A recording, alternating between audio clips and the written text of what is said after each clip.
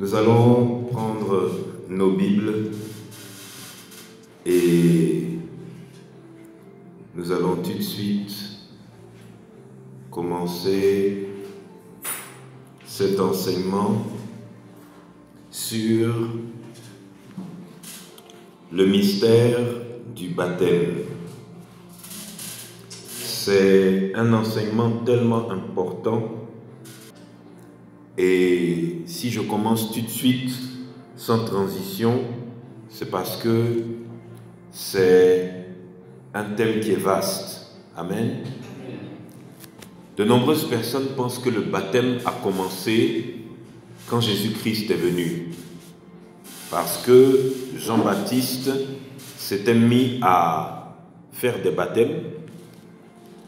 Et Jean-Baptiste faisant des baptêmes, les gens ont demandé s'il était le Messie. Il leur a dit non.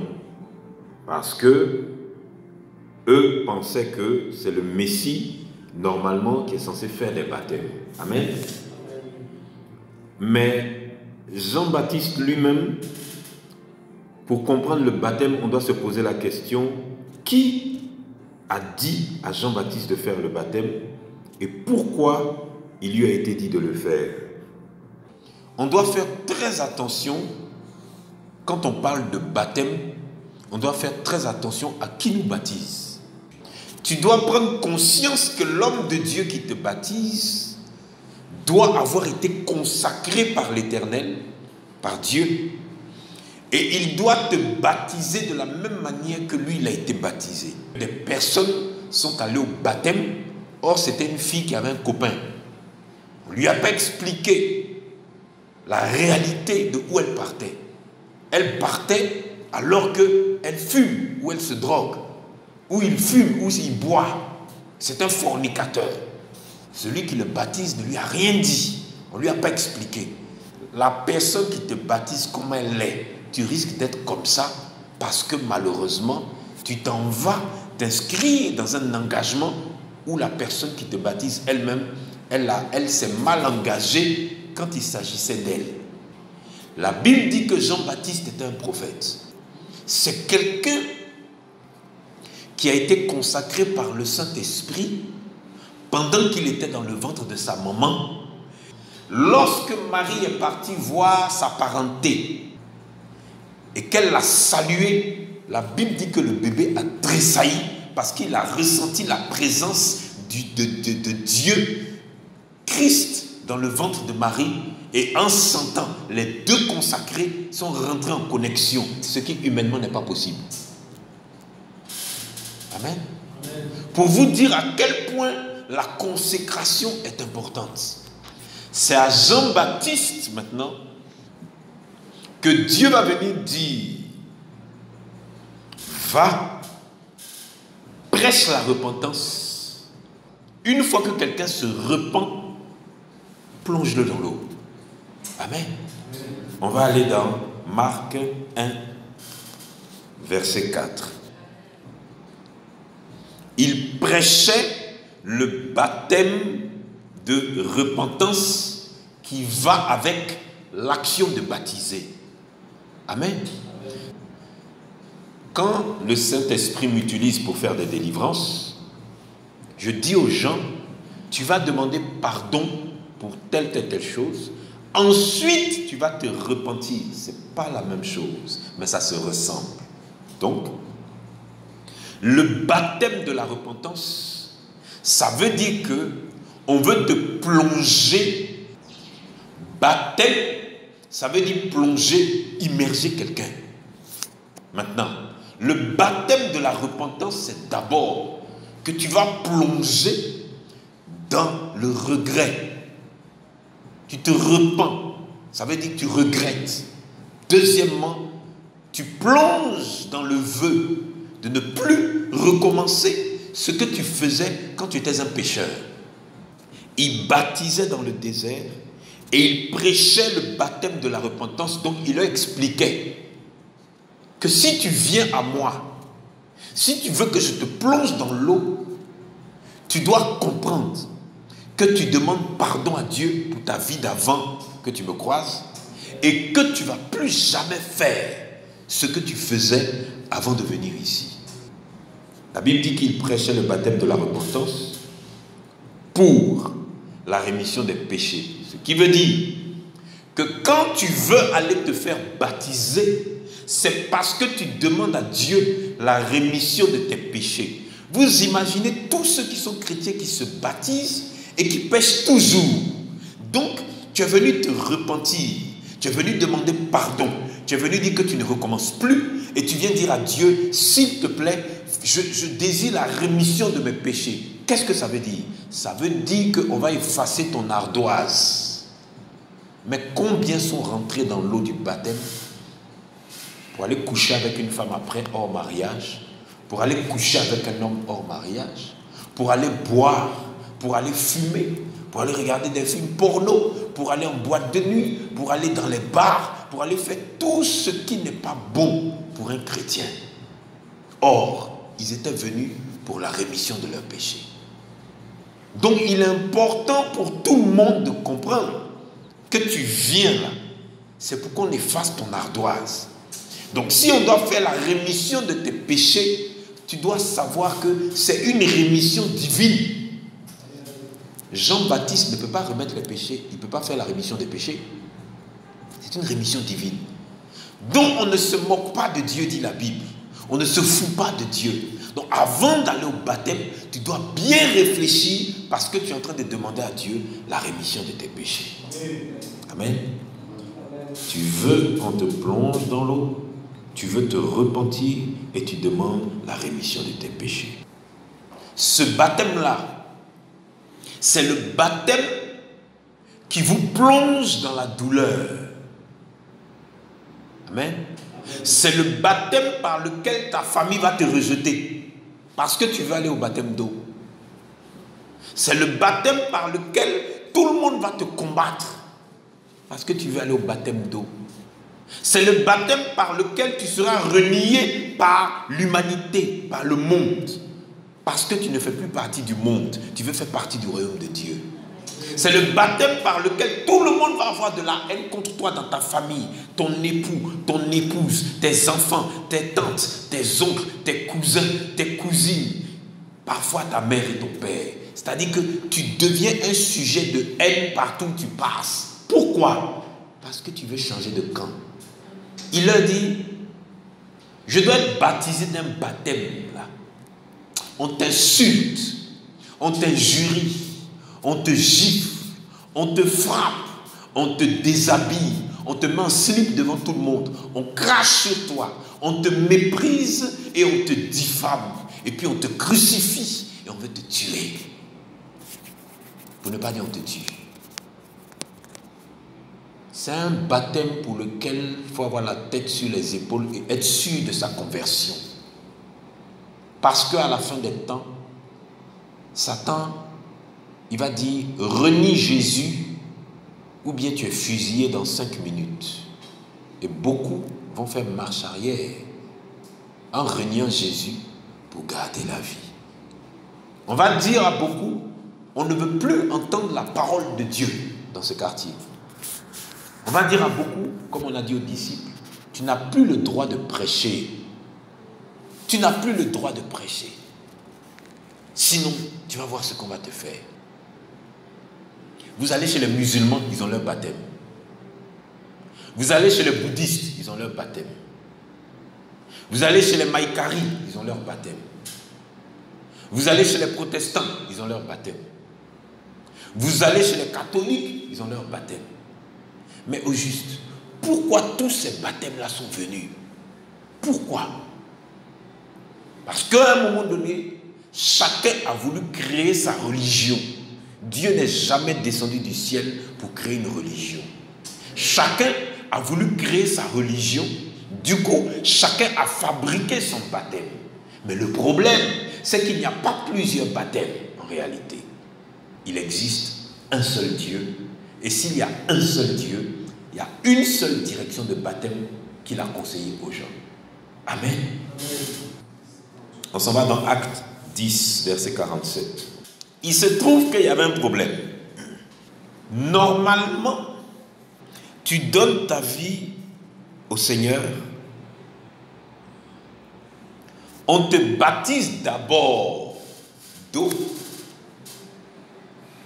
Et une fois que tu as reçu le baptême par immersion, le baptême d'eau, tu reçois le baptême du Saint-Esprit. Amen. Ça, c'est la normalité. Mais les disciples se sont rendus compte que ils arrivent dans une ville et puis ils trouvent des gens. Ils ont déjà le baptême du Saint-Esprit. Ils n'ont pas encore reçu le baptême d'eau. Amen. C'est très important que vous puissiez savoir ça parce que il s'avère que vous pouvez arriver au baptême et puis au moment de rentrer dans les eaux du baptême, paf, tu reçois le baptême du Saint-Esprit, tu n'es pas encore rentré dans l'eau. Ça dépend de Dieu. Amen. Amen. Ça ne dépend pas du pasteur qui te baptise. Ça ne dépend pas des humains. Les disciples ne savaient pas ça. Ils arrivent dans une ville et ils voient les gens sont baptisés du Saint-Esprit. Ils disent, mais bon, est-ce qu'on peut refuser le baptême d'eau à des gens qui ont déjà reçu le baptême dans le Saint-Esprit? Parce que s'ils ont reçu le baptême du Saint-Esprit, c'est qu'ils sont validés par Dieu. Quelqu'un peut recevoir le Saint-Esprit et ensuite on s'en va faire son baptême d'eau. Dans ce cas-là, qu'est-ce que le baptême d'eau? Nous allons voir au fur et à mesure que le baptême d'eau est une porte d'entrée. Chez les hommes de Dieu de l'époque, c'était une condition. Pour avoir le Saint-Esprit, il faut d'abord plonger dans les eaux du baptême. Dieu leur démontre que tu peux demander à Dieu, te repentir devant Dieu, demander pardon à Dieu, et puis tu lui dis, je veux t'aimer, je veux marcher avec toi, je veux me convertir, je veux me consacrer à toi. Selon ce que tu vas dire à Dieu, et selon sa royauté, et selon sa décision personnelle, selon sa propre autorité, il décide de te baptiser du Saint-Esprit. Ils ont dit, c'est que Dieu a changé quelque chose dans nos têtes. Amen. Romains 6, verset 4. Regardez ici une réalité du baptême. Il dit, nous avons donc été ensevelis. Regardez, ce sont les passages qui viennent mettre fin entre les querelles évangéliques et puis catholiques. Les humains ne comprennent pas. Mais l'apôtre, le disciple de Christ, le serviteur de Dieu, l'un des meilleurs, parmi les meilleurs, il explique. Et lui, sa connexion avec Jésus, on ne l'a pas évangélisé. C'est un tueur. Un jour, il partait tuer encore. Jésus l'a croisé. Il dit, qu'est-ce que tu me veux? Sa connexion avec le roi de gloire, le Seigneur des seigneurs, ça l'a rendu aveugle à cause de la pureté et la sainteté de Jésus. Donc quand Jésus est apparu, l'apôtre Paul est tombé. Il est devenu aveugle. Il a fallu un homme de Dieu qui est consacré, qui est oint pour venir lui imposer les mains pour qu'il guérisse. Et l'homme de Dieu ne voulait pas. Dieu lui dit, fais-le. Lui là, je veux l'utiliser. Ça veut dire que ce n'est pas aux hommes de décider qui Dieu va utiliser. Maintenant, lui, qui n'est pas un menteur, il commence à expliquer. Il dit, nous avons donc été ensevelis avec lui, Jésus-Christ, par le baptême en sa mort. C'est ce qui prouve que le baptême d'eau, ce n'est pas de l'eau qu'on verse sur ta tête. Ça, c'est le premier verset, il y en a d'autres qui arrivent. Ce n'est pas l'eau qu'on met dans quelque chose, un récipient, un verre, on verse sur ta tête quand tu es bébé, puis on te baptise. Non. Qui peut donner une autre définition au mot ensevelir? Ensevelir, ça veut dire que entièrement, on t'a mis dans le sable, dans la terre, et puis on a fermé sur toi. Ce qui veut dire que tu es baptisé dans la terre. Tu es dans la terre. Ton corps, tes pieds, ta tête, tes bras, tout est dans la terre. On t'a enseveli. Maintenant il dit, nous avons été ensevelis avec lui. Avec qui? Avec Jésus-Christ, qui est mort et qui a été enseveli, enterré totalement dans une tombe, dans un tombeau, jusqu'au 3e jour de sa résurrection. Il dit, nous avons été ensevelis en Jésus-Christ. Voilà le premier symbole du baptême. Ensuite, par le baptême en sa mort, le baptême d'eau, voici sa première définition. Le baptême par immersion, sa première définition, c'est qu'on t'ensevelit dans l'eau. Quand on te plonge dans l'eau, tu meurs. Pourquoi? Parce que Christ est mort. Le fait d'avoir accepté d'aller plonger, tu meurs en lui. Tu meurs. Maintenant, il dit, afin que, remarquez, après mort, il y a une virgule. Afin que, il y a une virgule. Donc, ils sont en train de nous expliquer ici que on te plonge dans l'eau totalement pour déclencher quelque chose. C'est ce que veut dire afin que. Amen. Ils veulent déclencher quelque chose. Donc, quand on te plonge dans l'eau, c'est pour déclencher le fait que, comme Christ est ressuscité des morts, par la gloire du Père, de même nous aussi nous marchions en nouveauté de vie. Vous savez ce que ça veut dire? Ça veut dire que le baptême par immersion et le baptême d'eau déclenchent la nouvelle naissance. Quand on te ressort, tu es ressuscité d'entre les morts, comme Jésus, et on te libère pour que tu deviennes un être nouveau. Bon, vous savez ce que ça veut dire? Ça veut dire que tous ceux qui sont ici avec nous à l'église, et tous ceux qui sont dans l'église de Jésus-Christ, qui, malgré qu'ils sont dans l'église, au bout d'un mois, un seul mois, je n'ai pas dit 1 an, 2 ans, 3 ans, 7 ans, non. Tu es dans l'église, on t'a baptisé, au bout de 30 jours, tu es le même, ton baptême a échoué. Tu viens à l'église pour rien. Maintenant, là où les gens ne comprennent pas la gravité de l'échec, c'est que on t'a enseveli. Amen. Amen. Tu as été enseveli. On t'a fait sortir. La Bible est claire. Nous avons donc été ensevelis avec lui par le baptême en sa mort, afin que comme Christ est ressuscité des morts, par la gloire du Père, de même, nous aussi, nous marchons en nouveauté de vie. C'est la gloire du Père. C'est pas humain. Et on te plonge, on te fait sortir. Et quand tu sors, tu es le même. Tu penses au même go. Tu penses au même bar, au même maquis. Tu penses à la même drogue, à la même cigarette. Tu penses à... On parle de la gloire divine de l'Éternel qui touche quelqu'un.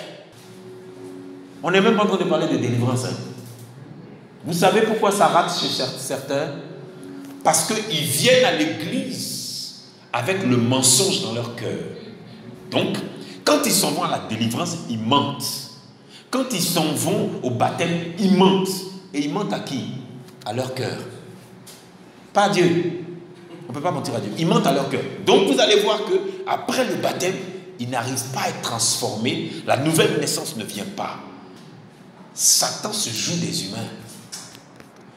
Allons dans Éphésiens 4, verset 5. Éphésiens 4, verset 5.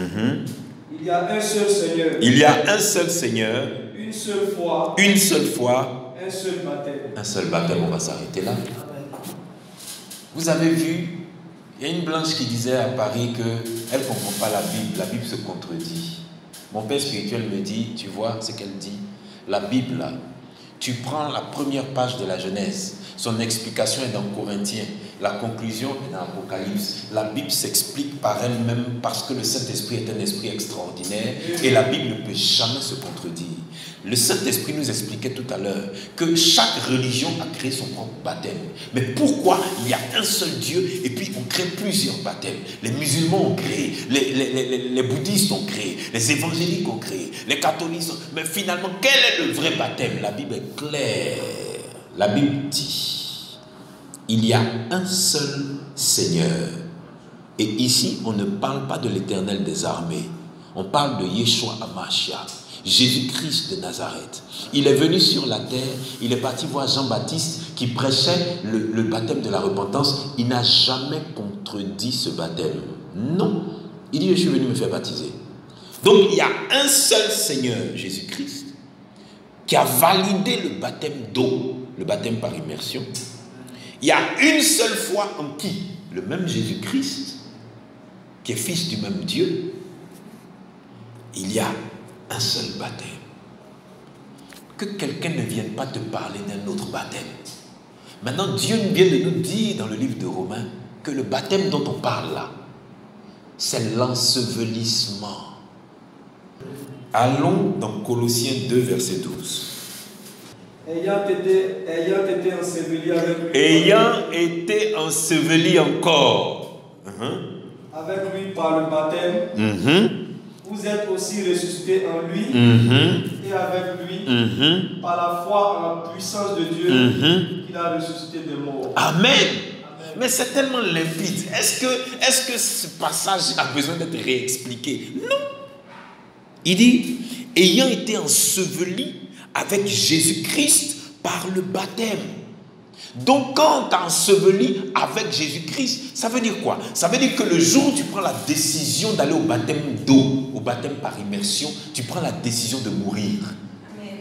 Maintenant, comme tu as pris la décision de mourir, on va t'ensevelir avec Christ. Donc au moment, c'est pour ça que dans la Bible, certains ont reçu le baptême du Saint-Esprit avant le baptême d'eau. Pourquoi? Parce qu'au moment où tu désires aller au baptême d'eau, automatiquement Christ peut venir résider dans ton cœur. Il y a plusieurs manières de dire à Dieu, viens dans ma vie. Quand tu veux te repentir, tu veux demander pardon, tu veux quitter le péché, ça veut dire que tu vas aller chez Dieu. Donc automatiquement, la Bible dit qu'on s'en va t'ensevelir avec Christ. Si on s'en va t'ensevelir avec Christ, c'est que tu es déjà en Christ. C'est pour ça qu'il y en a, tu penses qu'ils ne sont pas encore convertis.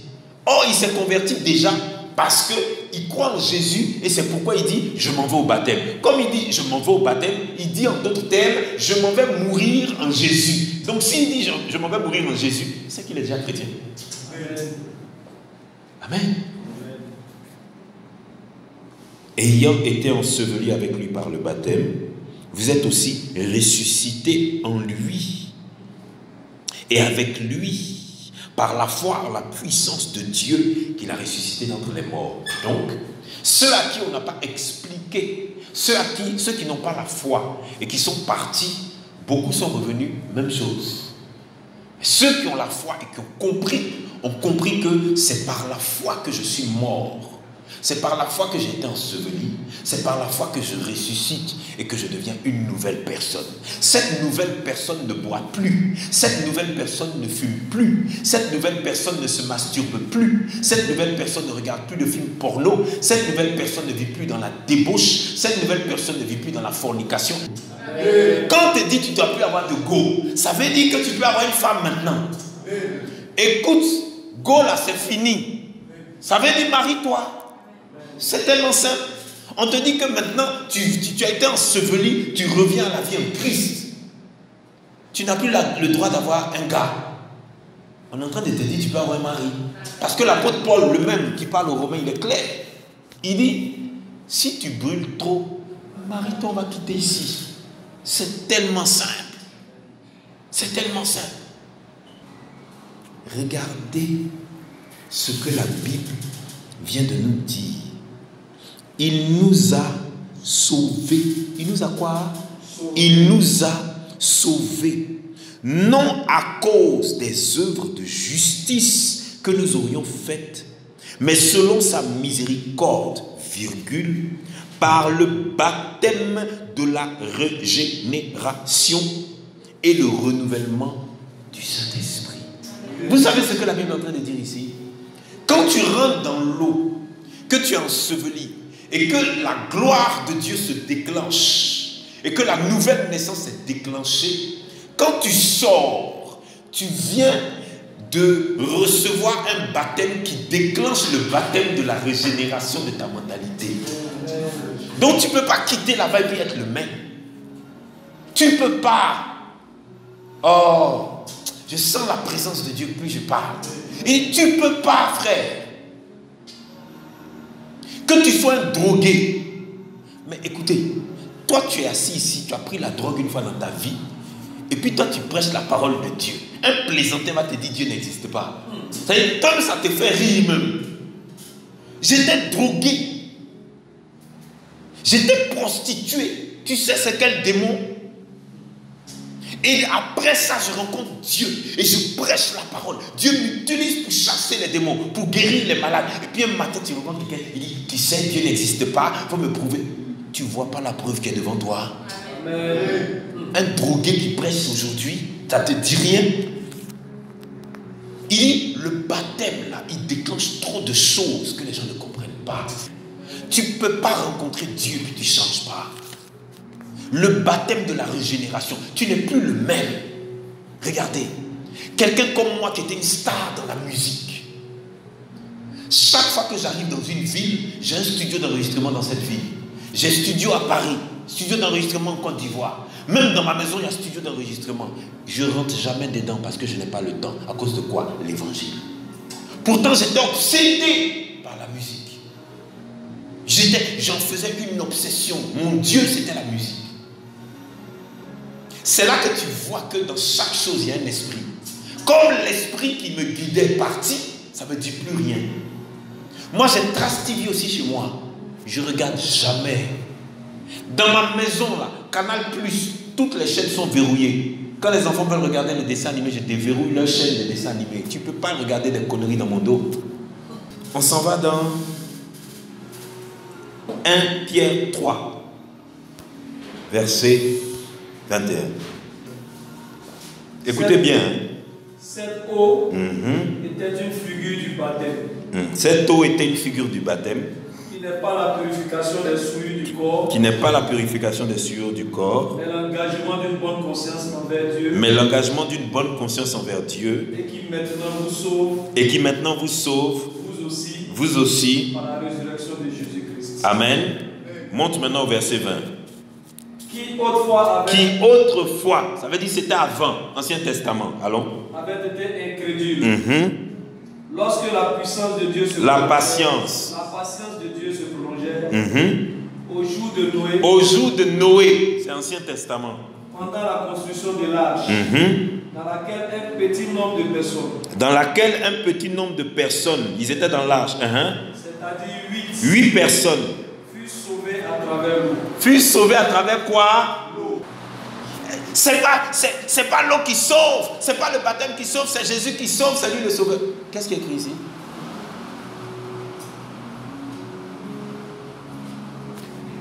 Écoutez, la Bible nous dit dans 1 Pierre 3 verset 20 que autrefois les gens avaient été incrédules. Lorsque la patience de Dieu se prolongeait au jour de Noé pendant la construction de l'arche. Laissez-moi vous expliquer. J'explique aux humains l'importance du baptême et que le baptême est urgent. Donc le baptême que les gens enseignent pendant 3 mois dans les églises, c'est lequel genre? 3 ans. Moi j'ai entendu 3 mois, vous dites 3 ans. Donc quand tu prends quelqu'un qui veut marcher avec Jésus et que tu veux lui enseigner le baptême pendant 3 ans, c'est quoi ton but? Toi-même tu es anti-biblique, tes propos sont anti-bibliques, ta vision est anti-biblique, ta démarche est anti-biblique pour une raison toute simple. Dieu dit qu'il y avait un homme de Dieu qui s'appelait quoi? Philippe. Le Saint-Esprit l'a fait disparaître. Ce n'est pas vos semblants de Saint-Esprit de cette année-là. Le Saint-Esprit te fait disparaître à Abidjan, il te fait apparaître à Paris, tu évangélises, il te fait disparaître de Paris et puis il te ramène dans ta maison à Abidjan. Qui dit mieux? Dieu est extraordinaire. Il ne faut pas le rendre ordinaire. La Bible dit qu'au temps d'avant, Dieu est venu dire aux gens que le baptême est urgent. C'est la chose la plus importante avant de venir vers moi. Consacrez-vous, allez-y au baptême. Je vais vous expliquer par le Saint-Esprit pourquoi. Donc, les gens tergiversaient. Quand j'enseigne aux gens à l'église que le baptême, là, on t'enseigne ça pendant 1 heure et puis on te baptise après. Qu'est-ce qu'on va faire 3 mois dedans? Quand Philippe est apparu devant l'eunuque éthiopien, il était sur son char. Il dit, il peut monter. Il est monté. Le temps d'arriver quelque part, il a fini d'expliquer qui est Jésus-Christ et l'importance du baptême par immersion, l'immersion, l'ensevelissement, la mort en Jésus, la résurrection, la régénération de l'esprit et la véritable conversion. L'Éthiopien écoutait, il dit, tu sais, qu'est-ce qui empêche que je sois baptisé là, maintenant? Il dit rien, ils ont garé, on l'a baptisé, terminé, Philippe est reparti dans sa nation. Les hommes de Dieu n'ont qu'à faire des efforts pour enseigner ce qui est dans la Bible.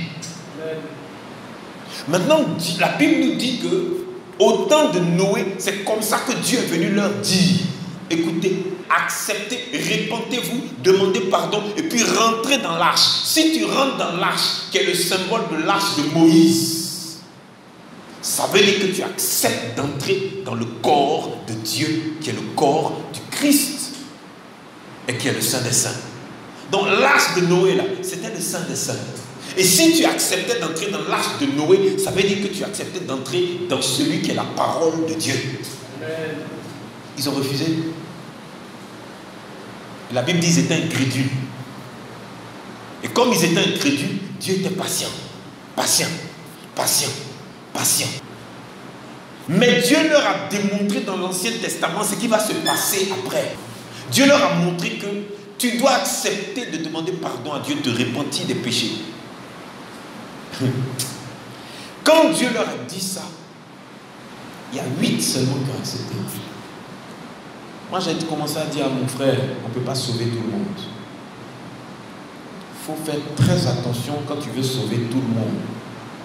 Ceux que tu veux sauver là, on peut te tuer dedans. On ne peut pas sauver tout le monde. Parce que parfois l'incrédulité est trop. Et donc 8 furent sauvés, la Bible dit, à travers l'eau. Mais pourquoi? Comment ça se fait qu'on peut être sauvé à travers l'eau? La Bible dit, cette eau était, et Dieu, j'ai mal au cœur, hein? Si je suis triste, ça fait pitié. La Bible dit que l'arche de Noé, le déluge là, cette eau était une figure du baptême d'eau. Le baptême que Jésus-Christ devait venir avec là, Dieu a commencé ça avec Noé. Et il dit que le déluge là, c'était une figure du baptême par immersion. Et je vais vous le prouver par le Saint-Esprit tout à l'heure. Il dit, cette eau était une figure du baptême qui n'est pas la purification des souillures du corps. Ça veut dire que tous ceux qui pensent que quand on les plonge dans l'eau, ils ressortent purs là, c'est faux. La pureté, l'impureté là, c'est toujours là. Tu ne ressens pas pur. Il y a une activité quotidienne qui va te purifier et te sanctifier. Donc quand on te plonge dans l'eau là, ce n'est pas pour te purifier, c'est même pas pour te laver. Donc il dit, ce n'est pas la purification des souillures du corps, mais le baptême d'eau par immersion, c'est l'engagement d'une bonne conscience envers Dieu. Comment on peut prendre un bébé, on le baptise, on verse l'eau sur sa tête, d'abord c'est erroné, et puis en plus de ça, tu dis qu'il a la conscience pour ne plus aller quand il aura 18 ans avec une go. Quand il était bébé là, il a pris la décision que quand il va grandir, il ne va plus forniquer. Tu es en train de dire que le bébé, il est en train de prendre l'engagement d'une bonne conscience et quand il va grandir, il ne va pas toucher une Marlboro. Maintenant, ils sont dépassés que l'enfant, il a été baptisé bébé et puis il fait ça. Tu es en train de dire que le petit, il a été baptisé bébé, donc il ne va jamais toucher à la masturbation. Et tu es dépassé quand l'enfant grandit et puis il fait ça. Mais parce que tu lui as menti, tu t'es menti à toi-même. C'est l'engagement d'une bonne conscience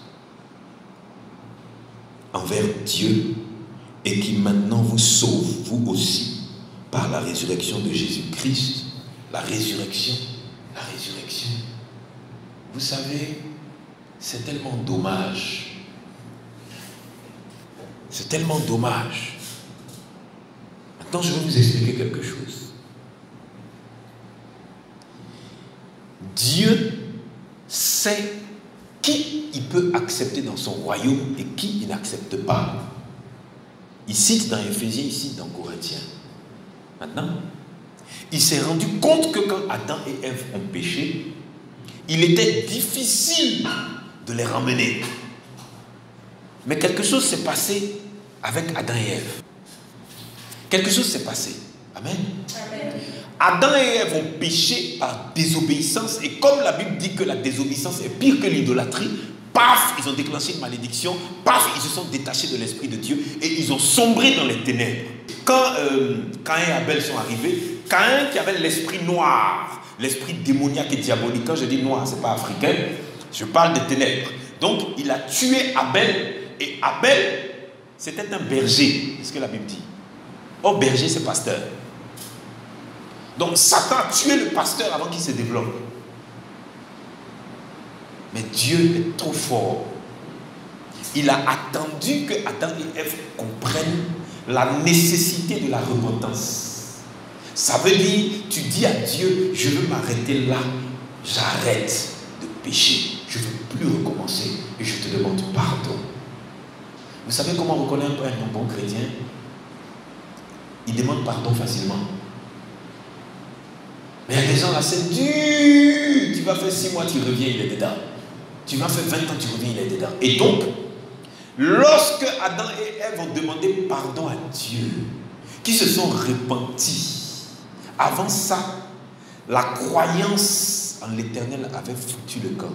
Ça s'était perdu. On ne priait plus. On n'invoquait plus. On n'adorait plus Dieu. Quand ils se sont repentis, c'est là que Dieu, par le Saint-Esprit, va remplacer Abel par quelqu'un. Comment il s'appelle? Enoch. C'est la repentance qui a fait naître l'enfant. Sa maman dit, Dieu a remplacé celui qu'on m'avait arraché. À cause de quoi on t'a arraché? Le péché. Et à partir de cet enfant-là, la Bible dit, on a recommencé à adorer Dieu et à l'appeler l'Éternel. Sa place est revenue. Ça veut dire quoi? Il y a toujours un temps de remplacement dans ta vie. Et le baptême vient déclencher quelque chose. Maintenant, après tout ça, la Bible dit dans Genèse 6 que le péché était grave. Le péché était tellement grave que même les gens couchaient avec des esprits pour faire des enfants surnaturels. Donc, Dieu dit,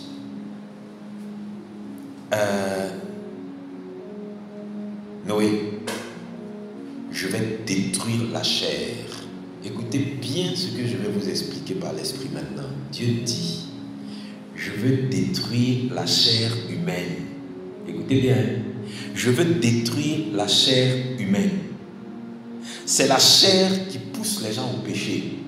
La chair combat le Saint-Esprit. Le Saint-Esprit veut la sainteté. La chair veut le péché, veut l'obscurité et les ténèbres. Donc la chair se bat avec Dieu. Maintenant, la chair ne veut pas se soumettre.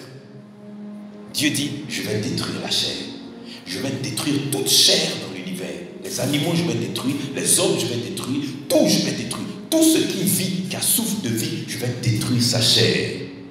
Noé, prends ta famille, prends quelques animaux, et puis rentrez dans l'arche. L'arche de l'alliance. L'arche que Moïse va créer. Sur cette arche, moi j'apparais.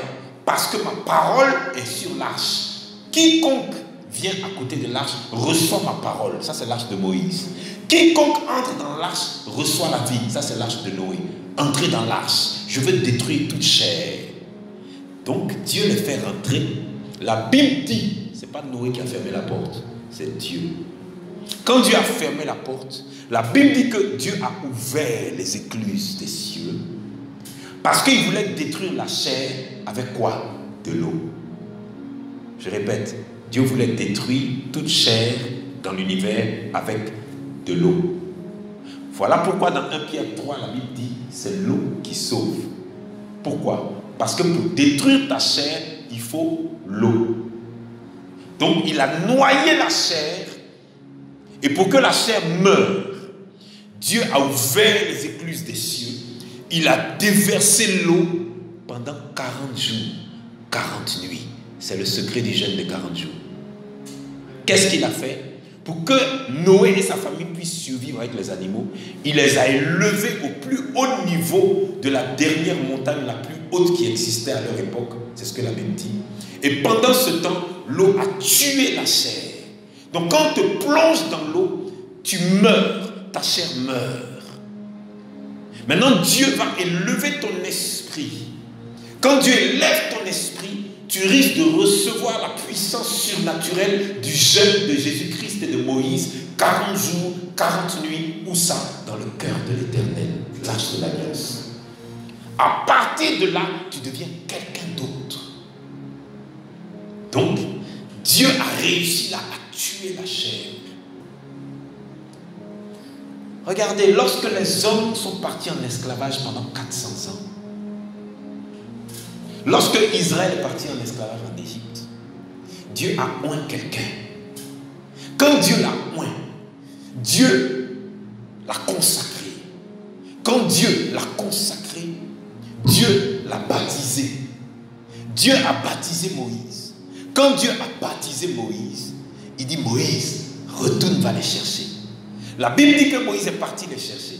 Maintenant, la Bible dit qu'il devait prendre un raccourci pour arriver vite à la montagne pour adorer Dieu. Le Saint-Esprit dit, je vais leur faire le grand tour. Donc, ils ont fait le grand tour. Ils sont arrivés devant la mer Rouge. Quand ils sont arrivés devant la mer Rouge, ils se sont assis. Ils disent, comment on va faire?